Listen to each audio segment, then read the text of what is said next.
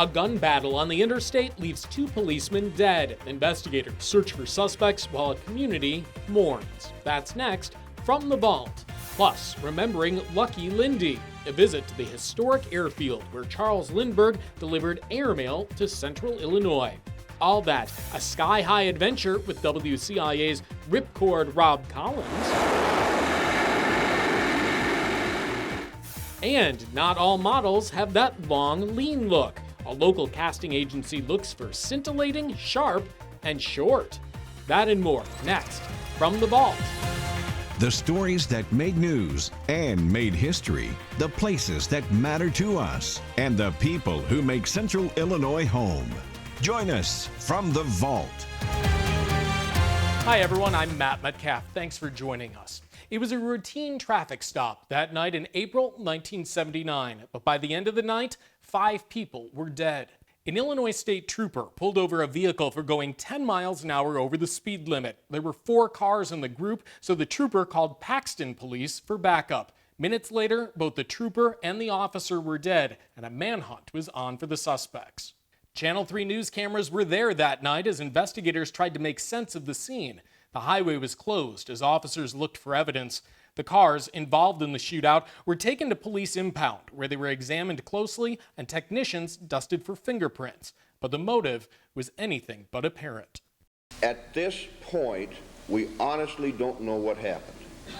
We do not know what triggered the first burst of gunfire. We don't even have any viable theories. At daybreak, police scoured Paxton and nearby farms to find one of the suspects. The manhunt was all out, by air, by ground, and with police canines. The suspects were eventually captured, and at trial, prosecutors argued that the shootout occurred because the suspects had illegal weapons in the trunks of their cars.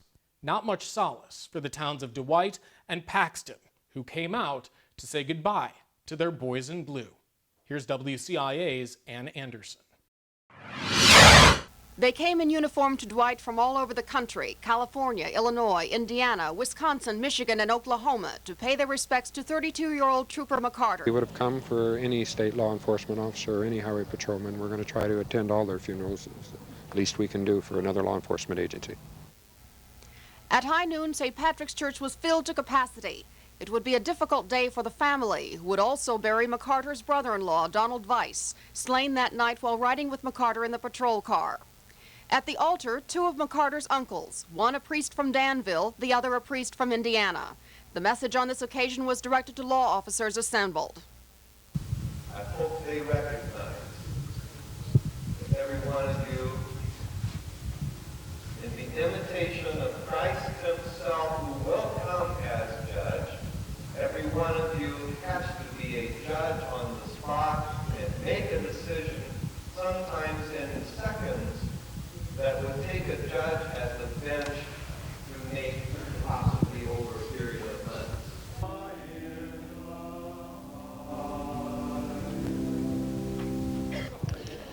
Trooper McCarter was a very fine person. He was a fine police officer, a very dedicated officer. He thought a lot of his job.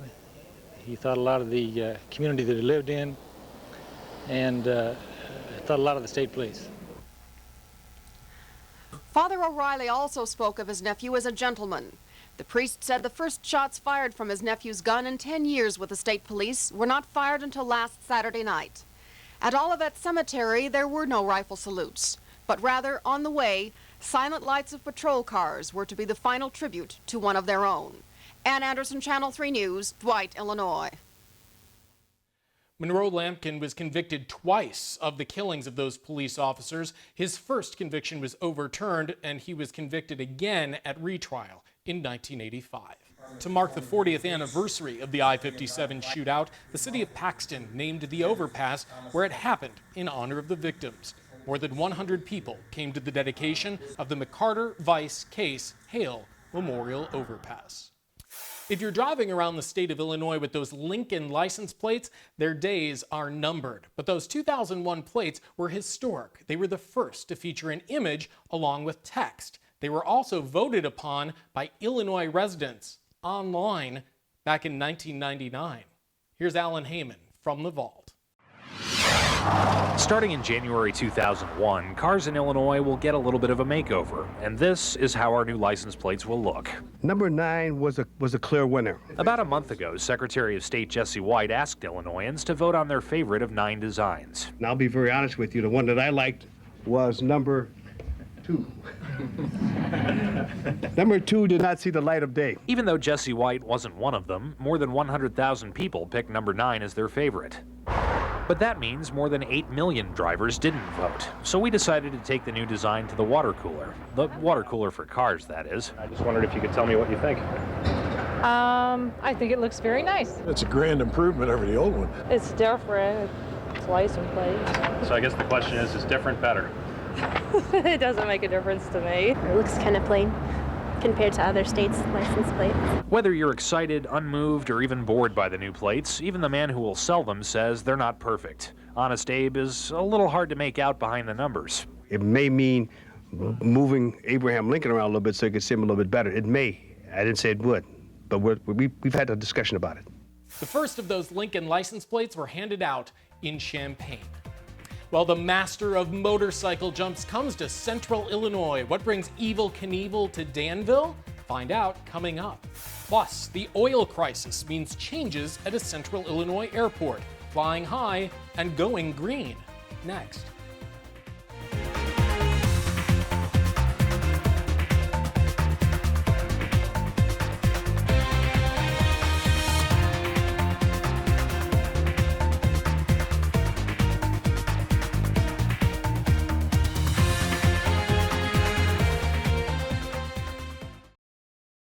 From the Vault, celebrating the rich heritage of Central Illinois. Sponsored by Sunset Funeral Homes. Remember, celebrate, heal.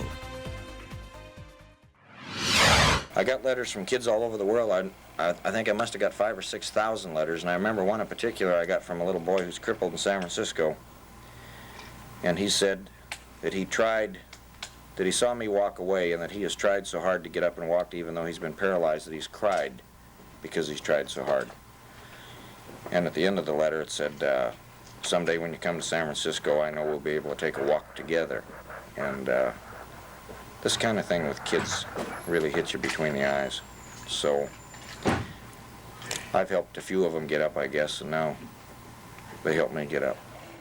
A reflective Evel Knievel, one of America's best-known stuntmen, speaking to reporters in Danville about his upcoming jump at Kings Island. There, Knievel successfully jumped his bike over 14 Greyhound buses. Chuckles Candy Company, which made its candy in Danville, sponsored that jump.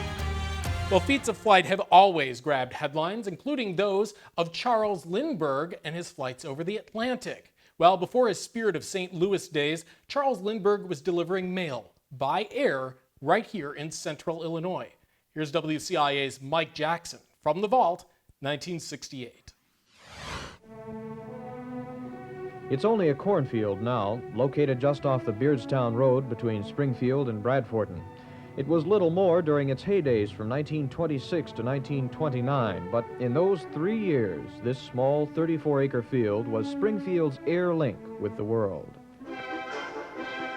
The airplane came out of World War I as a practical but not popular means of transporting freight and passengers. A foundation for commercial aviation was laid when the Kelly Bill was passed by Congress early in 1925. Under provisions of that act, the Post Office Department could contract out mail carrying to private airlines. In Springfield, a contract was awarded to the Robertson Aircraft Corporation of Missouri, and the pilot was Charles Lindbergh. The first flight on the Chicago, Peoria, Springfield, St. Louis run was inaugurated on April the 15th, 1926. And for Springfield, it was all part of a massive promotion effort. Former Springfield Acting Postmaster William Steiger played a hand in getting airmail service to the city. I believe the date was the 9th of April in 1926 when Slim Lindbergh came up here with his plane, and we had a meeting, I believe, at the St. Nicholas Hotel. And everyone was so enthused about it, so we started in to work on it. And Mr. Conkling, being the promoter that he was, figured that if we could sell give envelopes away and sell the postage stamps, that we could have a big consignment of airmail, which we did. We contacted as many business houses in the city of Springfield as we possibly could. And we had, at that time, the largest consignment of airmail in the world.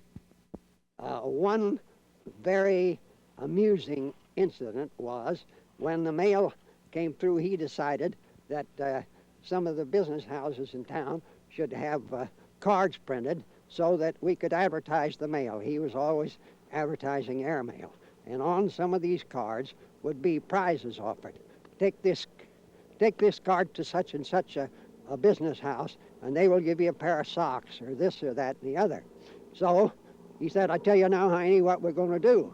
We're going to take these and give them to the pilots and let the pilots take them up. When they come over the city, they can throw them out. And we did that a few times, and they got chopped up. I don't know whether the prop chewed them up or what happened, but they were all torn up. So we had to stop that. He said, well, we gotta do that anyway. He said, how about you taking them up on top of the building? I said, okay. So in the evening, when the planes come through, they come over the top of the building. Now this only lasted maybe a week or so, but when the plane went over, I'd throw them out and they'd all go down on the street. And then the people could pick them up and go and get their prizes. And that actually happened. Now the cornfield is again silent. Only a plaque, dedicated last week, stands to remind passers-by of the colorful history of the area. This is Mike Jackson reporting. That old landing field is still designated by a marker on Hazlitt Road, just north of Route 97 in Sangamon County. Eventually, people wanted to go long distances as quickly as their mail. Capitol Airport opened in 1953, and decades later, a new tower was in the making with some notable environmentally friendly features, as reported by Linda Laird from The Vault. This present tower has been in operation since 1953 and can no longer accommodate the new modern equipment necessary for expanded aircraft traffic control. Last year, Springfield air traffic controllers handled over 141,500 takeoffs and landings. So the Federal Aviation Administration is building a new control tower and office building to accommodate the devices needed to assist controllers. The $2 million tower will be built on the west side of the airport across the runways from the terminal building. In order to save 40% on heating bills, solar reflectors will be built into the south wall of the base building. These reflectors will capture the sun's rays to heat the air inside the structure. This is one of 4 major Capitol Airport projects announced in the last month. Much of this expansion is due to an increase in air passenger business. Capitol Airport set an all-time passenger boarding record in '78. We're proud to announce that we had 315,387 passengers use our facility in '78. This was up about 15,000 over the previous year. And as you can tell, that's probably 3 times the population of the community. Another improvement project will give pilots an instrument landing system on an additional runway. At Capitol Airport in Springfield, this is Linda Laird. Straight ahead, what goes up must come down. That was great. Y'all have to do this. I'm telling you, it's amazing. Free fall from 15,000 feet without leaving your living room. Next.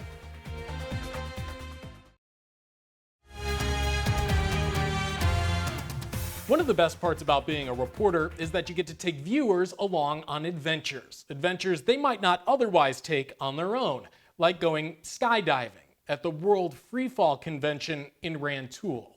Here's WCIA's Rob Collins from The Vault, 2006. You're going to have a harness on, have some straps right down through here like this. I'm official. Hello, everybody. We're out here at the World Freefall Convention. My name's Fast Eddie. We got Rob right here, and we're going skydiving. We're going to get in the airplane. We're going to go up to 14,000 feet. We're going to jump out of the airplane. We're going to plummet towards the ground at 120 miles an hour.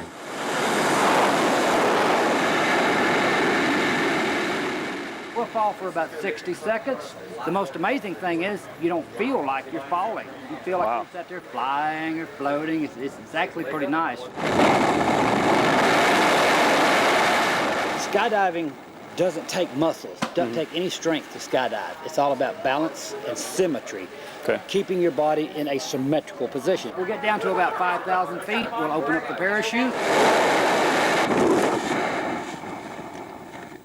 That was a slammer, Sammer. And then together, we'll fly the parachute around, maneuver it, and bring it down and land it. All right. Ready, now.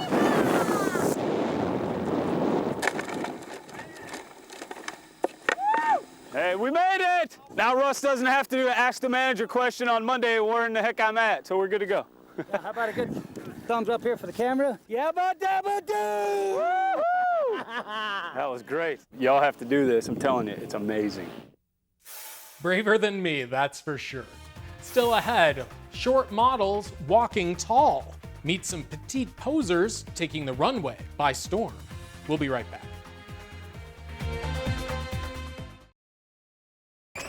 The stories and people you remember from Central Illinois. Once again, From the Vault with Matt Metcalf. For years, men and women who wanted to model couldn't, simply because they weren't tall enough. But that began to change in the 1980s as more women entered the workplace. Check out the trends with PM Magazine's Steve Traynor, From the Vault, 1984. These ladies are your typical standard models, over 5 feet 9 inches tall and beautiful. But who's this? And this? And this? Believe it or not, they are models too. And if they don't appear to have that long, lean look, it's because they aren't. They're scintillating, sharp, and short. I love being 5'4". Apparently, it's a whole new trend introduced in New York by the John Casablancas Elite Modeling Agency. And it's spreading throughout his network of career centers where women and men who are shorter than the prototype model are learning the ropes and crashing the runways. You don't need to be a very tall person to be a model, as long as you have the looks. Who's going to want to see people who are 5'3"? Anyone else who's 5'3".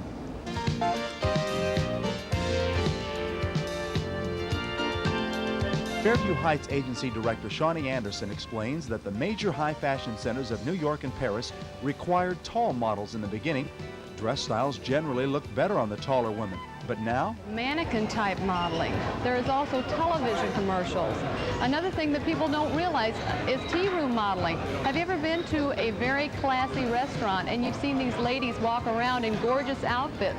Those are tea room models and they're getting paid to do that. They're starting to design petite fashions around shorter people. So many more women are going into the business world. And your 5'4s, 5'3s can't wear something a person wears when they're 5'8 to 5'10.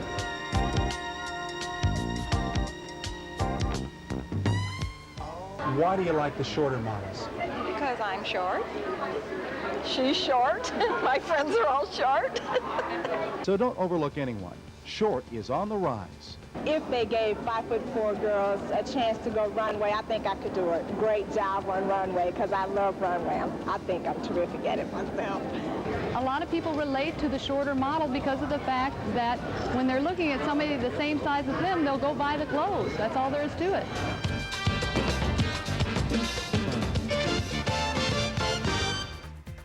Feeling Central Illinois special, WCIA's At Home with You, next.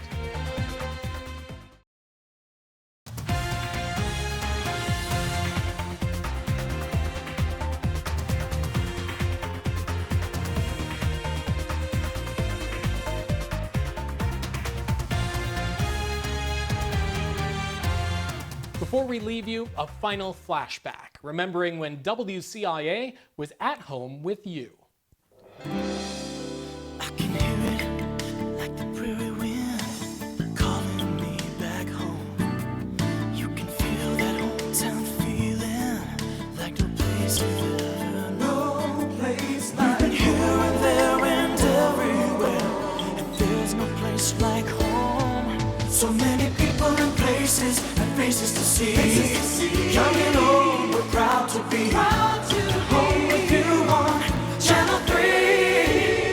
We've got a world to share. Together we'll be there at home with you. Part of your life. The start of the day, the heart of the night.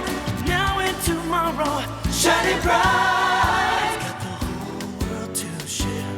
Together we'll be there at home with you. WCIA with you. Good memories. That'll do it for us from the vault. I'm Matt Metcalf. We'll see you next time.